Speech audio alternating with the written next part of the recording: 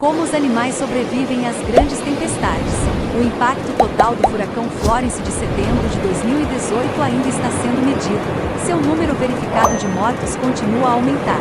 Sabe-se que 48 pessoas em 3 estados morreram na tempestade ou em suas consequências. Infelizmente, as fatalidades deixadas no rastro de Florence não se restringiram aos humanos. Na Carolina do Norte, um importante centro de criação de gado, as enchentes mataram cerca de 3,4 milhões de aves domésticas e 5.500 porcos em cativeiro. Mesmo assim, os criadores de animais locais também receberam boas notícias. Por quase 5 séculos, manadas de cavalos selvagens viveram nas ilhas Barreira do estado de Taliel. Considerados descendentes de mustangs trazidos por exploradores espanhóis, esses equinos de Outer Banks são amados pela comunidade e contam com a proteção do governo. Acontece que eles também são bastante experientes em tempestades. Censos feitos após o furacão Florence mostraram que, embora alguns indivíduos permaneçam desaparecidos, a grande maioria dos cavalos amantes da praia resistiu à tempestade. Por que os cavalos da Ilha Barreira sobreviveram à Florença quando tantas criaturas de fazendas morreram?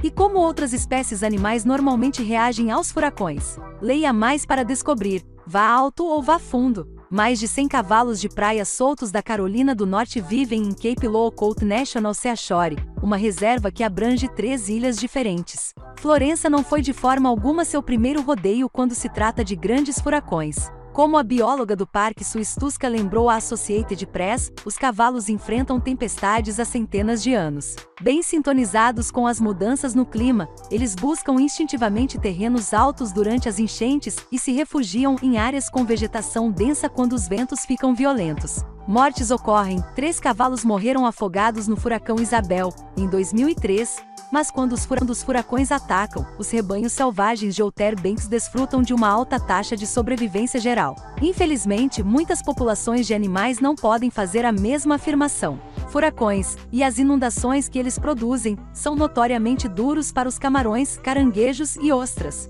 Os invertebrados evoluíram para viver em águas com níveis de salinidade específicos. Quando o escoamento de enchentes geradas por furacões atinge baías e estuários, a porcentagem de sal na água diminui. Essa diminuição geralmente acaba matando um grande número de ostras, camarões e outros organismos marinhos. Os pescadores do Texas testemunharam esse problema em primeira mão depois que o furacão Harvey fez uma série de danos aos delicados ecossistemas da costa do Golfo. Existem, no entanto, criaturas marinhas que proativamente evitam furacões. Os tubarões podem perceber mudanças de pressão na coluna d'água e detectar vibrações transmitidas pela água, usando uma rede de canais e poros embutidos em sua pele. O mesmo sistema os alerta sobre as tempestades que se aproximam. A pressão barométrica do ar cai pouco antes da chegada de um furacão ou tempestade tropical. Ao perceber isso, os jovens tubarões de ponta preta que normalmente vivem em baías rasas fogem para a segurança relativa das águas profundas da costa e voltam depois que a tempestade passa. Ir fundo é uma boa tática para tubarões, mas não é uma opção para mamíferos nadadores, como golfinhos, que precisam emergir para respirar. Também é menos do que ideal para os habitantes de lagos, pântanos e sistemas fluviais. Os crocodilos frequentemente se afogam ou morrem por destroços voadores durante as tempestades. Para ficarem seguros, eles podem subir em calçadas e varandas de quintal que conseguem permanecer acima do nível da água, para grande desgosto de alguns proprietários. Soprando no vento. Acima das cabeças dos crocodilos e de outras criaturas terrestres, os esquilos arbóreos enfrentam seus próprios problemas. Os ventos de furacão de alta velocidade, colocando em risco o suprimento de alimentos dos mamíferos. Além disso, fortes tempestades tiram os filhotes de esquilos dos ninhos de árvores de seus pais. O furacão Irene sobrecarregou grupos de reabilitação de vida selvagem com centenas de esquilos recém-nascidos órfãos que foram despejados de seus ninhos e provavelmente teriam morrido se deixados para se defenderem sozinhos. E por falar em árvores, quando o furacão Hugo arrasou as florestas da Carolina do Sul, em 1989, o desastre natural quase exterminou a maior população mundial de pica-paus vermelhos ameaçados de extinção, uma espécie dependente de pinheiros vivos. Os pássaros respondem aos furacões de muitas maneiras diferentes. O pardal de garganta branca, por exemplo, controla a pressão barométrica e adia sua migração no outono ou na primavera para evitar tempestades, se necessário. Muitas espécies de aves enfrentam o desafio exaustivo de voar para o centro de um furacão, e em seguida, acompanhá-lo à medida que a tempestade diminui gradualmente. Compreensivelmente, alguns pássaros que tentam isso são vencidos pela fadiga e morrem antes que a tempestade diminua.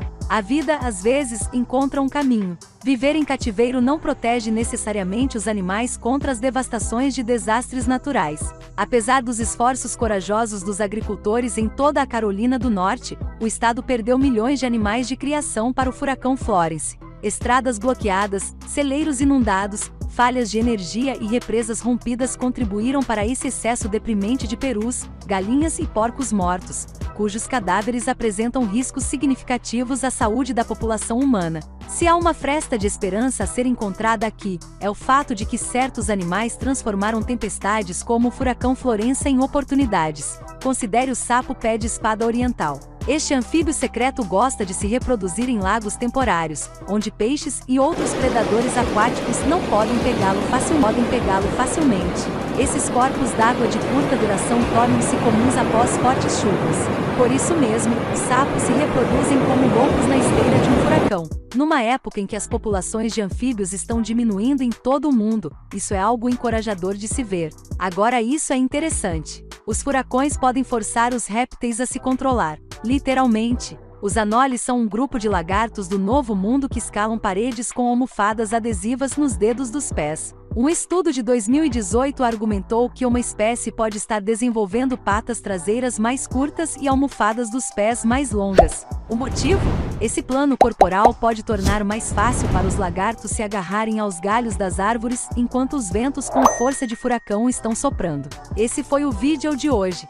Veja mais. O que você prefere, Netflix ou YouTube? Para assistir, para divertir, a Netflix é legal, mas para ganhar dinheiro, sem dúvidas, eu prefiro o YouTube. Tô aqui com alguns canais abertos aqui, que são canais que eu trabalho, onde eu faço vídeos onde eu não preciso aparecer. Esse aqui tá com 1940 inscritos e é um canal onde eu não apareço. Eu tenho mais vários outros aqui. Aqui tem algumas contas de e-mail e aqui eu tenho alguns canais. Tudo isso para gerar comissões através do YouTube, tá? Eu vou deixar aqui embaixo uma prévia do meu curso completo, onde eu ensino você a fazer o seu primeiro projeto no YouTube sem precisar aparecer, tá bom? Clica aí embaixo, pega a sua vaga e começa a aplicar ainda hoje para você ter os seus resultados o quanto antes. Valeu!